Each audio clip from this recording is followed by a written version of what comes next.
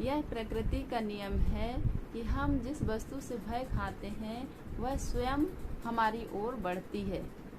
और आमतौर पर आपने सुना होगा लोगों से कि मुझे भय है यह काम नहीं होगा, मुझे भय है कहीं मैं बीमार ना पड़ जाऊं, मुझे भय है कहीं मैं असफल ना हो जाऊं, मुझे भय है कहीं मुझे रोग ना लग जाए। इस तरह से हम जितने बार अपने मन से यह बातें दोहराते हैं, जितनी बार हम इन बातों को व्यक्त करते हैं, उतनी ही बार हम अपने मन को निषेधात्मक यानी नकारात्मक बनाते हैं और इन बातों के लिए अपने मन का द्वार खोल देते हैं।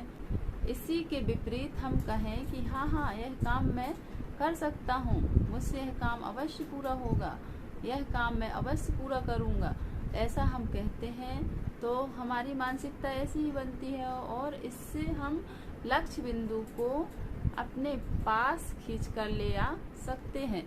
और हमारे विचारों से जो तरंग निकलती है वो दोनों तरह की होती है, नकारात्मक भी और सकारात्मक भी। हम अपने विचारों को सही दिशा दें और जब हम बार बार उन्हीं विचारों को दोहराएंगे तो वैसे ही हमारे व्यक्तित्व का निर्माण होगा।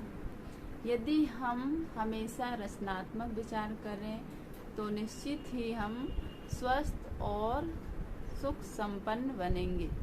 जीवन की राह में हम किसी न किसी रूप में अपने विश्वास को शक्ति देते रहते हैं।